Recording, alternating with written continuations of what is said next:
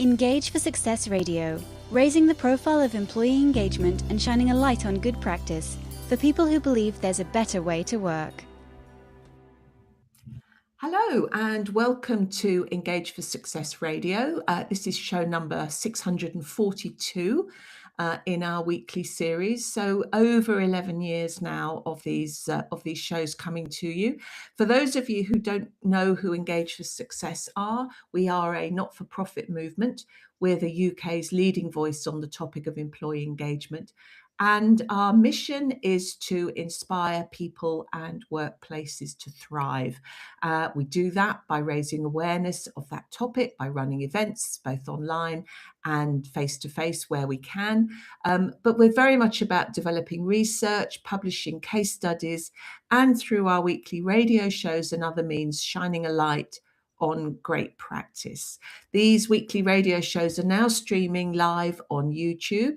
Simply search Engage for Success Radio podcast, and that will take you to where you need to go. Or you can find the full archive at engageforsuccess.org, where you can also learn more about the movement, where you can sign up for our weekly newsletter.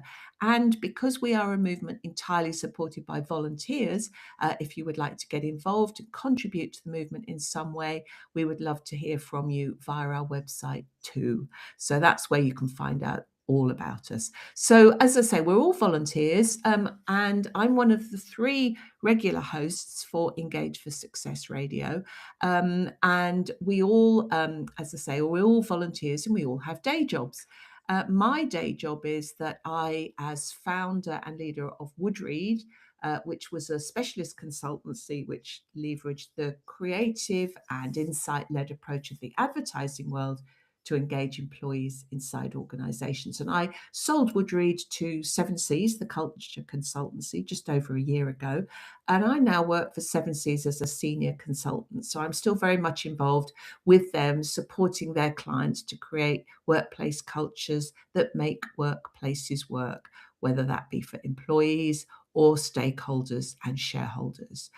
So that's me. Now, a little bit about today's show and our guests. So as I say, radio show number 642. And today's topic is moments that matter. And my special guest today is Chris Dyer. Chris is a best-selling author and keynote speaker. In fact, a 4-time best-selling author. I'll hear more about that from him again in a moment. And he's a former CEO and has been recognized by Inc. magazine as the #1 leadership speaker on culture. He's built companies and has made the Inc. 5000 list, and is very much an advisor on culture, remote working, and that topic which is on everyone's lips at the moment and is on a bingo card for any conference that you go to, the future of AI in the workplace. So welcome to you, Chris. Thank you so much for having me. It's a pleasure. Very, very pleased to have you with us. I talked a little bit about your background just then, but I wonder whether you can give us a little bit more direct from the horse's mouth. Tell us a little bit about your background, the companies you've built, your CEO role, and then we'll come on to talk specifically about our topic today. Yeah, I mean, I'm a serial entrepreneur and, have always been fascinated about running companies and creating organizations. And somewhere along the way, I sort of realized that the way in which I was running companies wasn't working.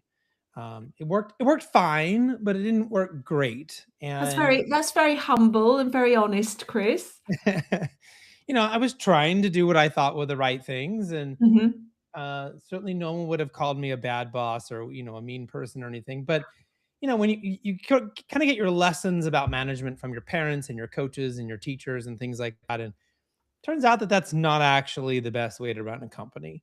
And despite it all being well intended, I one day decided I'm going to get really, really serious about understanding, what does a great culture look like? What does a highly engaged workforce look like? What does, if I'm going to change, if I'm going to do something different, well, what am I supposed to do? And I was sort of jokingly say, like, if you decided you wanted to just all of a sudden go on a diet and you wanted to get healthy, well, what are you supposed to do? Like, what's the best diet and what's the best routine and all of that, Yeah. And that answering that question is often harder than the actual thing that you might choose to do.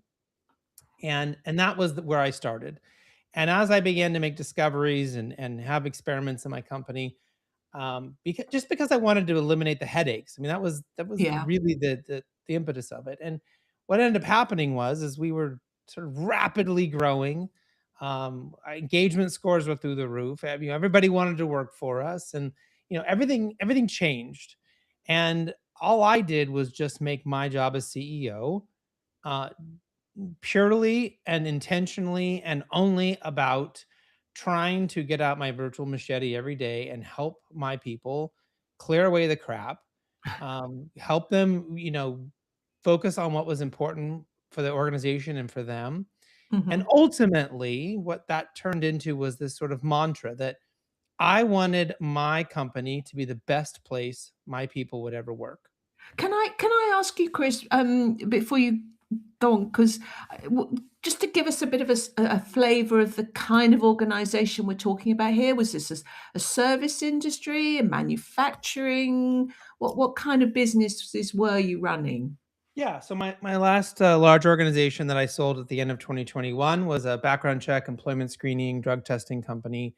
We Uh huh. serviced HR, staffing, and recruiting companies were our biggest clients, but we had Fortune 500 clients and traditional businesses as well. So we were providing a service. We were providing a software as well that went along with that service, but was Right.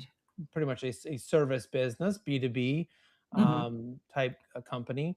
Hmm. And, when I left, it was 3,500 or so people in my ecosystem that I was, in charge of their employment or their work and service to the business. Right, right. Okay. So interesting. And so actually to an extent you'd been alongside or within that sort of HRE workplace world through the service that you were providing to them, but maybe not, so you were kind of running in parallel with them a little bit. Exactly. Exactly. Mm, interesting. Okay. Yeah, I interrupted you just to get that snapshot. So carry on. I mean, how did you begin to formulate what you were going to do when you went on this diet and got healthy and fit? Yeah, I mean, so like I said, the ultimate goal was to create the best place that my people would ever work.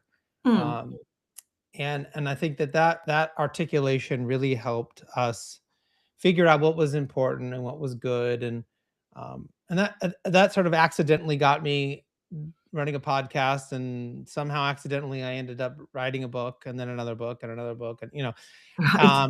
and having people come and have me ask them to be a keynote speaker, and that's now sort of my job. That's your full Um, time.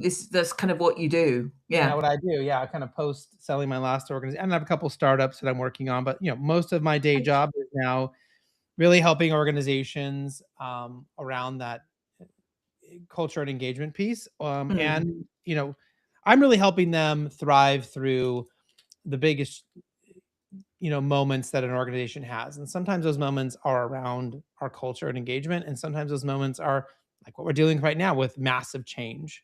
mm, So mm. this year I worked with some pretty big Fortune 500 companies, just helping them through all of the change that is happening inside, Right. and helping their people get their heads around it, yeah, helping them think about how to reduce the fear and increase the buy-in and things like, kind of Mm. really big topics like this. Yeah. So, okay. So I know you've had a new book come out this year called Moments That Matter, which is really the title of today's show. And I'm guessing, some of what we're going to talk about is and was and shall ever be relevant workplace culture, but AI has kind of put the need for this onto steroids somewhat, hasn't it? Yeah, it feels like, we go from one thing to the next that keeps putting engagement and how we treat people on steroids. I mean, the pandemic did a bit of that too, as well. Yeah. Yeah, it did. Um, Mm. kind of, and it's amazing. Every time something big happens, we go, "Oh, it's people. People are where we need to put our efforts." And then as soon as we get comfortable again, we start forgetting about people.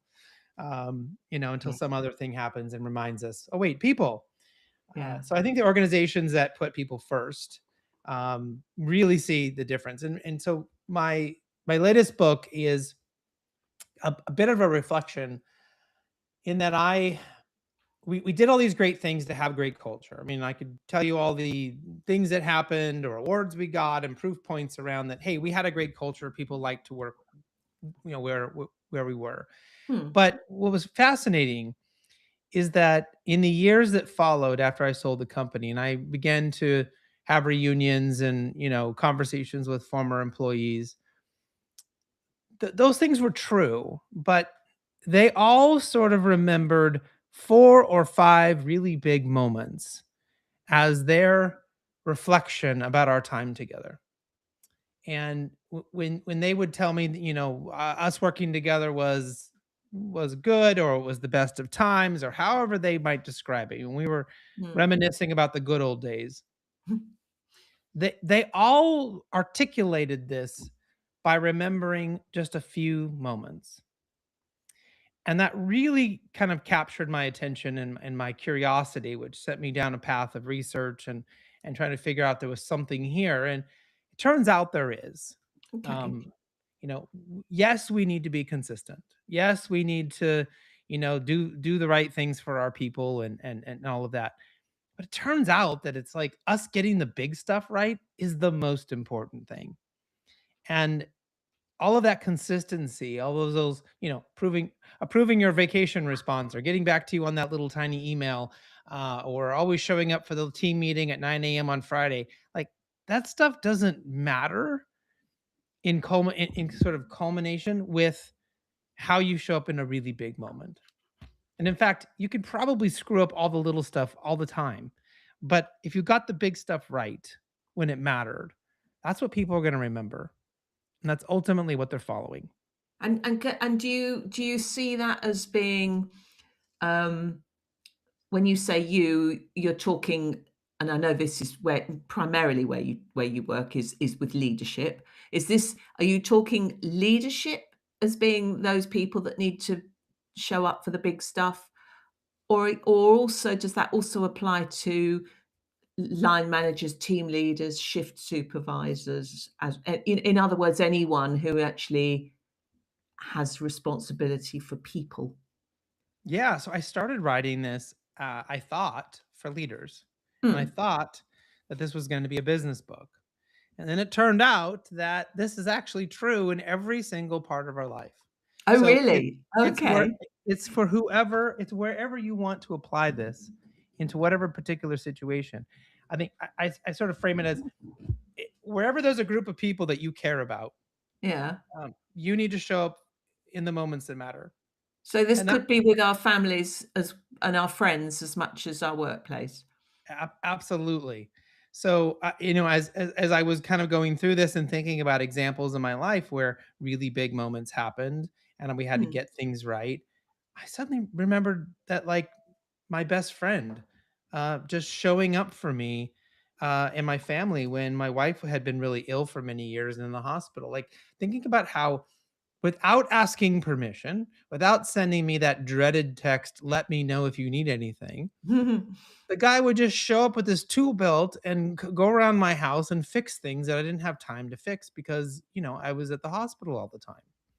Right. And, or other friends that would just, make food and drop it off. Again, not asking, not Mm. waiting for me to ask for help. Just they did. knew this was a big moment in my life and my wife's life, and so they just showed up to help. Mm. Mm. And Understood.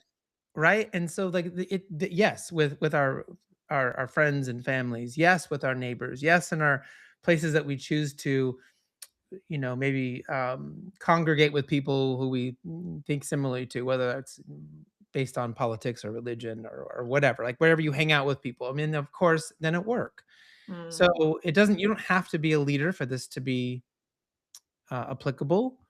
It can be how you show up on your team. Maybe if you're, customer service agent number 4, like how you show up for your clients, how you show up for your team. All of this matters in the same way. Mm. Mm. Okay. Now I know that your book, Moments That Matter, um, builds on what you call your 7 pillars of culture framework. Is that those 7 pillars of culture, though, are they very much the workplace related? Yeah, very much. I mean, of Yeah. course, there's always lessons there that can apply anywhere, but yeah, uh, More like more workplace than not, really. Yeah. Okay. exactly. So if you want to create a Okay. great culture, you have to get those 7 things right, and Mm. we know through research and validation that every company that's got a great culture is really good at those 7 things. Go on then, tell me what they are. Let me test you on them. Yeah, sure. So Mm. transparency, Uh-huh. positive leadership or positivity, Uh-huh. focusing on what's working, focusing on what's good. Then we have measurement. So organizations are really good at measuring things. Uniqueness, which is, why is a particular employee special? Focusing on that, or can we articulate our unique marketing, Mhm. um, you know, messaging, things like that. How we deal with mistakes, Mhm. listening, recognition. I think we've gotten to all 7. So Yes. those 7 are all ways in which we have to think about being spectacular at work. And usually, the next question someone might ask me is, "Well, which one is the one that people always screw up?" And I would say that the places we always start is with transparency. That Mhm. usually people don't know what senior management knows, and they could. If we just stopped and we made sure we shared, they could know most of what everybody else knows. And when that happens, it's like magic. Suddenly people have better ideas. Suddenly they're making better decisions. Suddenly they are less frustrated because they understand why we're making particular decisions. Because when other people have the information you have, whether that's your profit and loss statement, whether that's your decision making matrix, or all of this stuff, it just changes everything when people have the information you have. Yes. Yeah. Yeah, there's a sort of sense of, "Oh, knowledge is power, and I'm gonna hold on to that knowledge and keep it to myself," and, actually let it out, release it, put it into the world, the world of your business, your company, and, as you say, magic can happen. Exactly.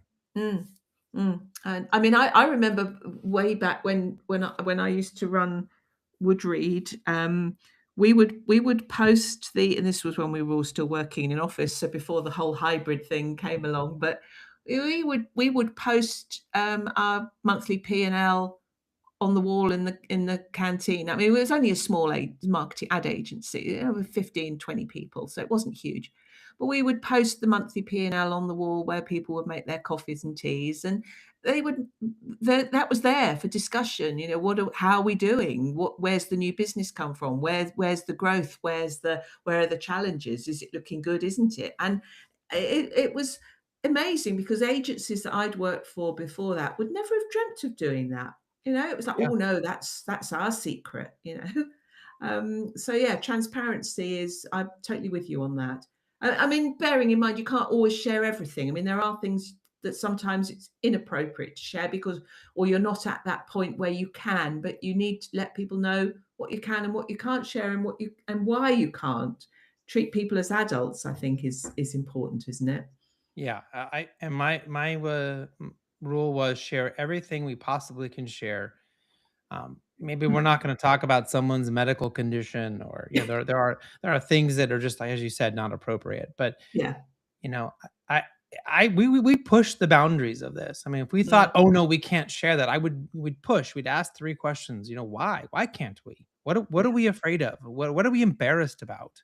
Mm, Like, we're not going to share what the salary is for this position. Is that because we've not paid people fairly? Have we paid people in a different way? That's not, so, like, you start asking these questions and pushing on these things, you sometimes find the thing you didn't want to think about. And when you get that fixed, again, that sort of makes your culture better. It continues mm. to drive you to be a better company. Yeah, yeah. I mean, it's as simple, isn't it, as when you advertise a job role, advertising the salary band. Well, why would you not do that? Ah, well, maybe because we've been not paying so and so correctly for that for years, and we're quite happy to get away with it. Thank you very much.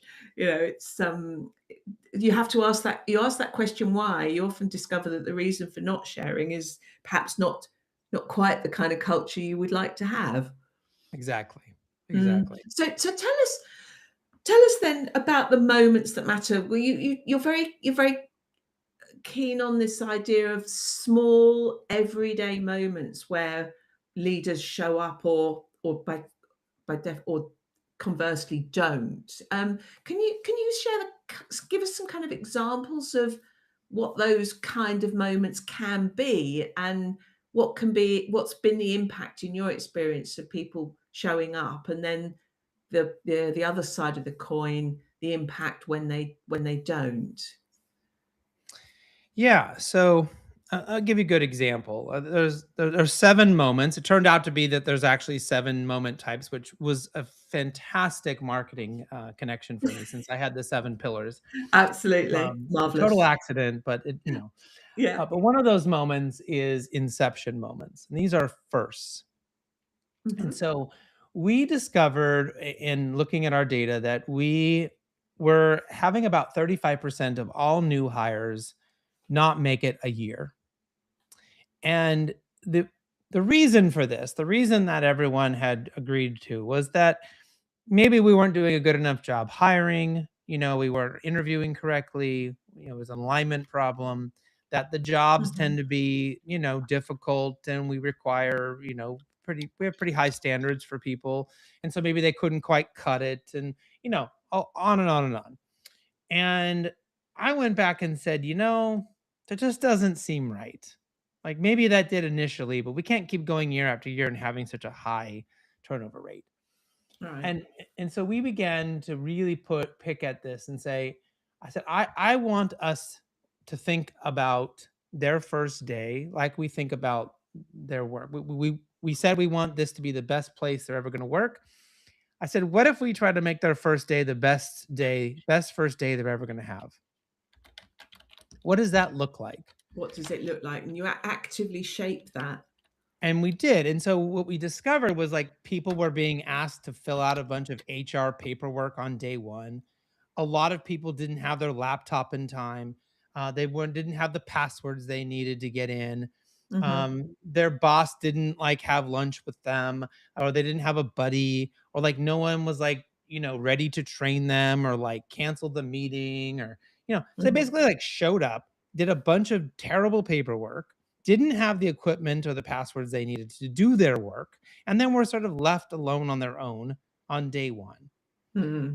And, not consistently, but a lot of the times this is what happened. Yeah. And it created a really bad response. And if we look at, in science tells us that we make up our minds about people very, very quickly. Mm. Um, in fact, in 2 seconds, we know if we're going to make it another 2 minutes in a situation. And in 2 minutes, we know if we're going to make it another, you know, 20 minutes or 2 hours. And like, so it's like this compounds on itself. So right away, they're going, oh, this is a bad experience. This Yeah. isn't a great first day. Did I make a bad choice? I was picking between this company and another company. Did I screw up? Like they're immediately doubting their decision Hmm. about us and actively thinking about probably leaving. Yeah. And so we totally re-engineered that. It was like, if you're supposed to start on Monday, we tried our best to make sure we had all that stuff ready to go, that we sent them the paperwork in advance to let them fill that out if they wanted to ahead of time. We would even pay them for that time. And Mhm. if Monday showed up and we did not have their swag, we had swag ready for them, their laptop, their passwords. We would find out their favorite candy, their favorite food. Like at this point, we had a lot of people working remote. We might be prepared to send them their favorite lunch to their Mhm. house, like all of these things to wonder and amaze them. If we couldn't do that the first day they were supposed to start, we would call them and say, hey, we want a delay. We're going to Mhm. pay you. Like you're technically starting on a salary today, but we're not ready for you. We're not going to bring you in and have a bad experience. Gosh, that's strong. That's a very powerful decision to make, Chris. And so what happened is they had a wonderful first day, and our first year employees, that 35% dropped down to 5%, Goodness me. right? Yeah. And it wasn't all those other things we thought it was. So here, the first are huge things for people. That's a first day. Maybe someone on your team, I mean, maybe you might be the leader, you might just be on the team. Maybe someone on your team is going through a divorce. That's a first. Maybe they're going to get married for the first time. Maybe they're going to have a kid for the first time. Maybe they're dealing with a sick parent for the first time. Mm. And someone's going through something for the first time, they might need a little extra support. They might not even understand what they really need, other than our grace and our words and our attempts to help and things like this. So like, just as a person, if you just did nothing else, if you ignored the other 6 moments I've identified, if you just started paying attention to when people are going through something for the first time and really made sure that you did your absolute best to just be there for them in a special way, you would notice a radical change in your relationships in your life. Mm. Yes. Yes. I mean, one of the things we talk about at Engage for Success is the importance of treating people as individuals, recognizing and understanding in what makes them tick, what's happening in their lives, what are the things, like you just said, divorce, marriage, child starting school today, kids sports day. It's understanding those things, and as you using your words, showing up for that situation in some supporting way or other. Yeah, exactly. Yeah. So what are the, I mean, goodness, I mean, I'm very conscious of our time, and it's romping away with us. Tell me some more moments that you'd identified then. Yeah, so again, there are 7. Inceptions was one of them. Mm. And You know where we're going with this, Chris. I'm going to have to tell everyone we're never going to get through all 7. I'm going to have to tell them to buy your book, aren't we? yeah, I mean, I'll quickly just, tell you the other 6, and then if you wanna dive down into one of them, you can. But there's transition moments, decision Uh-huh. moments, recognition moments, connection moments, truth moments, and then culmination moments. So these are Mm. all the different types. Okay. Okay. Interesting. So tell me a little bit about.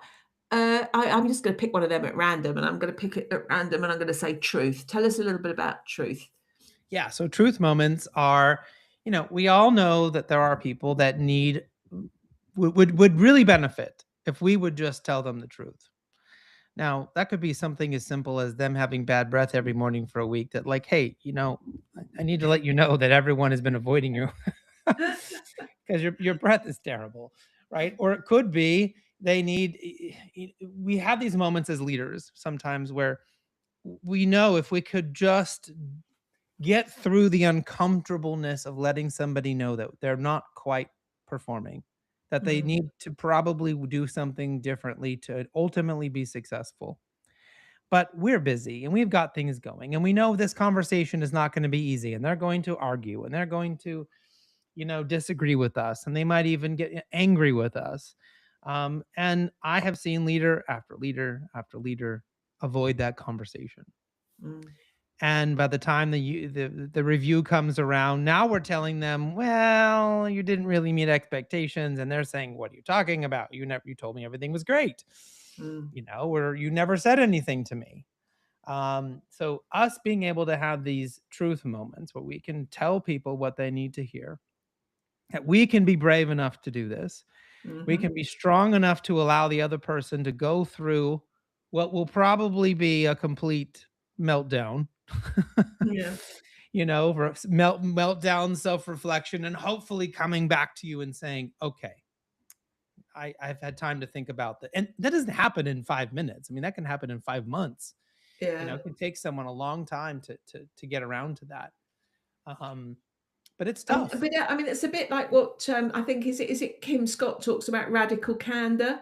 It's about Exactly. and, but you must, that doesn't mean being rude and blunt, and it means you've got to do it with compassion and kindness, haven't you? You do. But ultimately, the most compassionate thing we can do for someone is to share with Yeah. them what they need to hear. Yes. And I don't mean like you walking down the street and pulling some stranger aside and telling them you think their red, scarf is ugly, Mm. or doesn't look good with that outfit. I mean, this is not what I'm talking about. We're talking about No, I people in our yeah, lives that we care about, yeah. that we see that maybe one of your friends is always sort of trying to make jokes, but everyone else doesn't think it's very funny, and ultimately they don't get invited to things, or Maybe you have an employee who doesn't seem to be handling certain clients in a particularly good way, or maybe they're always misspelling things in emails. I mean, what is this thing that's holding that person back that you see and you can help them get better at?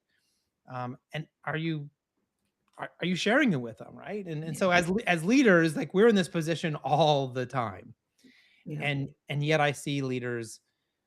I call this the Homer Simpson moment. Do you ever see that meme where Homer Simpson like disappears into the shrubs? Into the show. Yes, indeed. Yeah, Right. absolutely. And Yeah. so, like, that's what I see in truth moments. That these leaders sort of disappear, hoping someone else will tell them that maybe it'll get better.